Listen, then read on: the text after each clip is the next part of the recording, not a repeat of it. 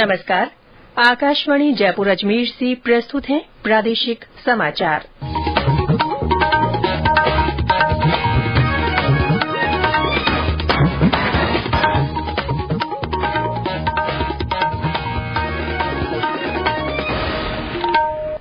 मुख्य समाचार। प्रधानमंत्री नरेंद्र मोदी आज 9 वंदे भारत रेलगाड़ियों को रवाना करेंगे। इनमें उदयपुर जयपुर एक्सप्रेस भी शामिल। प्रधानमंत्री आज आकाशवाणी के मन की बात कार्यक्रम में अपने विचार साझा करेंगे। प्रदेश के सरकारी सीनियर सेकेंडरी स्कूलों में स्मार्ट क्लासेस के माध्यम से पढ़ाई कराई जाएगी और राज्य में विभिन्न स्थानों पर हल्की से मध्यम बारिश।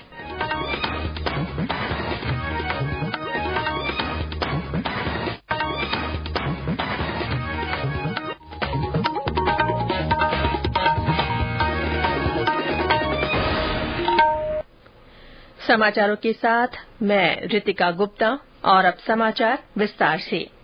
प्रधानमंत्री नरेंद्र मोदी आज वीडियो कॉन्फ्रेंस के माध्यम से देश की 9 वंदे भारत रेलगाड़ियों को रवाना करेंगे। इनमें उदयपुर जयपुर वंदे भारत एक्सप्रेस भी शामिल है। इन 9 रेलगाड़ियों से देश के 11 राज्यों में संपर्क सुविधा बढ़ेगी। ये राज्य हैं राजस्थान, तमिलनाडु, तेलंगाना, आंध्र प्रदेश, कर्नाटक, बिहार, पश्चिम बंगाल, केरल, ओडिशा, झारखंड और गुजरात। उदयपुर जयपुर एक्सप्रेस प्रदेश की तीसरी वंदे भारत रेलगाड़ी है। प्रधानमंत्री आज उदयपुर से जयपुर के लिए इसे वर्चुअली हरी झंडी दिखाएंगे। इस अवसर पर उदयपुर में आयोजित समारोह में सांसद अर्जुन लाल मीणा सहित कई जनप्रतिनिधि मौजूद रहेंगे। कल से ये ट्रेन नियमित रूप से चलेगी। इस ट्रेन के माध्यम से उदयपुर और जयपुर के बीच यात्रा समय में 1.5 घंटे की कमी आएगी। उत्तर पश्चिम रेलवे के मुख्य जनसंपर्क अधिकारी ने बताया कि उदयपुर जयपुर वंदे भारत उद्घाटन स्पेशल रेल सेवा उदयपुर से दोपहर 12:30 बजे रवाना होकर शाम 7:20 पर जयपुर पहुंचेगी। इसी तरह ये गाड़ी जयपुर से आज शाम 7:50 पर रवाना होकर मध्य रात्रि 2:35 पर उदयपुर पहुंचेगी। ये गाड़ी मावली, चित्तौड़गढ़, भीलवाड़ा, विजयनगर, अजमेर, किशनगढ़, नरैना, फुलेरा और आसलपुर जोबनेर स्टेशनों पर ठहराव करेगी। केंद्र सरकार ने कहा है कि देश के 75% गांव खुले में शौच से मुक्त हो चुके हैं। केंद्रीय जल शक्ति मंत्री गजेंद्र सिंह शेखावत ने कल नई दिल्ली में कहा कि स्वच्छ भारत मिशन ग्रामीण के दूसरे चरण के तहत इन गांवों को ओडीएफ प्लस घोषित किया गया है। ओडीएफ प्लस का दर्जा उन गांवों को दिया गया है जिन्होंने खुले में शौच से मुक्त होने के साथ ही ठोस और तरल अपशिष्ट प्रबंधन प्रणाली को भी लागू किया है। हर मिनट से थोड़ा सा ज्यादा समय में एक गांव देश का अपने आप को ओडीएफ प्लस ऐसा विलेज घोषित कर रहा है। स्वच्छता का जो आंदोलन जिसका सूत्रपात माननीय प्रधानमंत्री जी ने किया था, उसको और आगे बढ़ाने में जिस गति के साथ में हम काम कर रहे हैं, मुझे पूरा विश्वास है कि 2024 के 2025 तक, जब तक ये मिशन का पीरियड है 24-25 तक, तब तक हम देश में संपूर्ण स्वच्छता का ग्रामीण क्षेत्र में सूत्रपात करने में सफल होंगे। प्रसार भारती के वित्त सदस्य डीपीएस नेगी ने कहा है कि स्वच्छता ही सेवा अभियान से न केवल स्वच्छता को बढ़ावा मिल रहा है बल्कि उत्पादकता भी बढ़ रही है।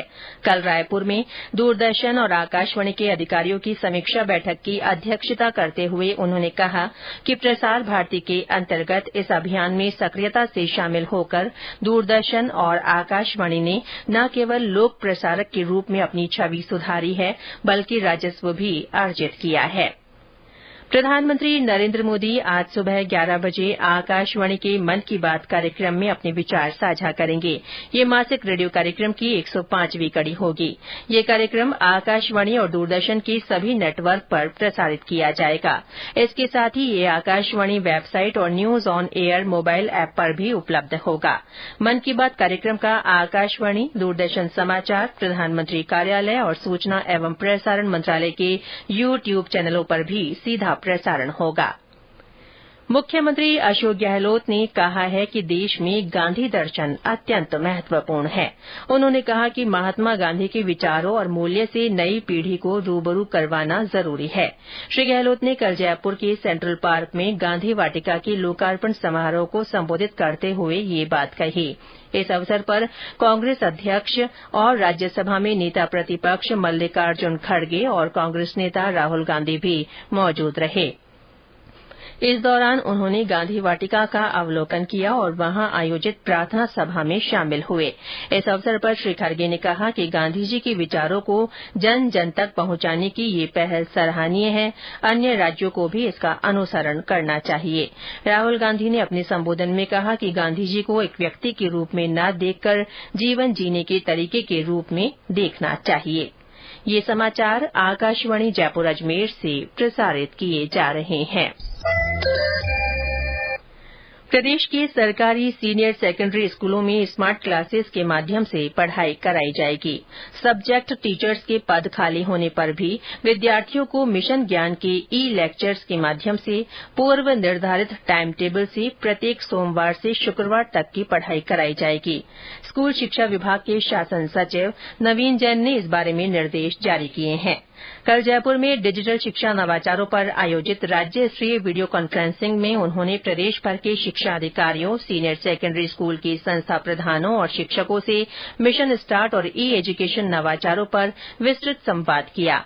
उन्होंने कहा कि शाला दर्पण पोर्टल पर स्मार्ट क्लासेस के संचालन की मॉनिटरिंग के लिए विशेष मॉड्यूल बनाया गया है। श्री जैन ने कहा कि स्कूलों में 9वीं से 12वीं कक्षा के विषय अध्यापक उपलब्ध नहीं होने पर भी ऑनलाइन और ऑफलाइन मोड पर स्मार्ट क्लासेस के माध्यम से विद्यार्थियों को अध्ययन कराने के लिए मिशन स्टार्ट के तहत योजनाबद्ध तरीके से व्यापक तैयारियां की गई हैं।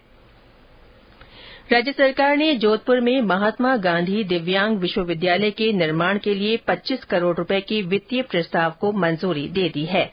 सरकार के इस निर्णय से प्रदेश के दिव्यांग विद्यार्थियों के शैक्षणिक और सामाजिक उत्थान का मार्ग प्रशस्त होगा।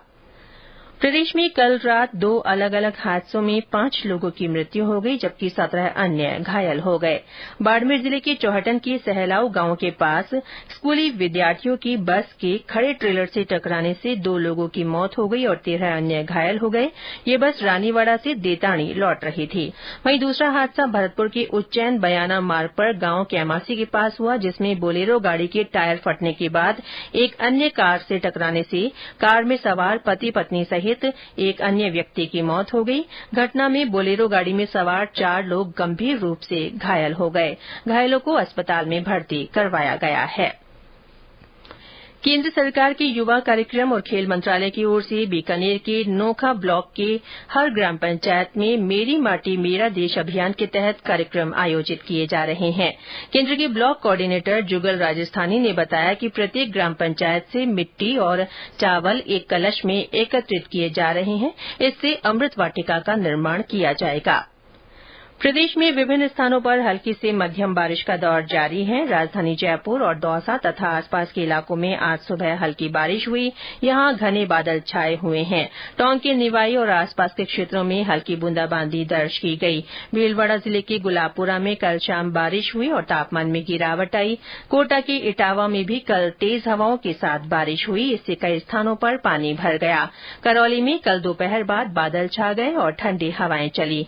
उधर मध्यप्रदेश में हुई बारिश के चलते कल 12 जिले से बह रही पार्वती नदी में अचानक उफान आ जाने से नदी की छोटी पुलिया पर मछली पकड़ रहे 4 लोग तेज बहाव में बह गए। इनमें से एक को सुरक्षित निकाल लिया गया, वहीं 3 लोगों की तलाश जारी है। मौसम विभाग के अनुसार आज जयपुर, चूरू, अलवर, सवाईमाधोपुर, अजमेर, झुंझुनू, दौसा और टोंक जिलों में कहीं कहीं हल्की से मध्यम बारिश हो सकती है। और अब एक विशेष सूचना। क्षेत्रीय समाचार एकांश आकाशवाणी जयपुर ने विभिन्न जिलों में अंशकालिक संवाददाताओं के लिए आवेदन की तारीख बढ़ाकर 30 सितंबर कर दी है। आवेदन का प्रारूप और पीटीसी गाइडलाइन आकाशवाणी की वेबसाइट www.newsonair.gov.in पर वैकेंसीज में जाकर प्राप्त किए जा सकते हैं। और अंत में मुख्य समाचार एक बार फिर। प्रधानमंत्री नरेंद्र मोदी आज 9 वंदे भारत रेलगाड़ियों को रवाना करेंगे। इनमें उदयपुर जयपुर एक्सप्रेस भी शामिल है। प्रधानमंत्री आज आकाशवाणी के मन की बात कार्यक्रम में अपने विचार साझा करेंगे। प्रदेश के सरकारी सीनियर सेकेंडरी स्कूलों में स्मार्ट क्लासेस के माध्यम से पढ़ाई कराई जाएगी और राज्य में विभिन्न स्थानों पर हल्की से मध्यम बारिश हुई। इसके साथ ही प्रादेशिक समाचार बुलेटिन समाप्त हुआ। नमस्कार।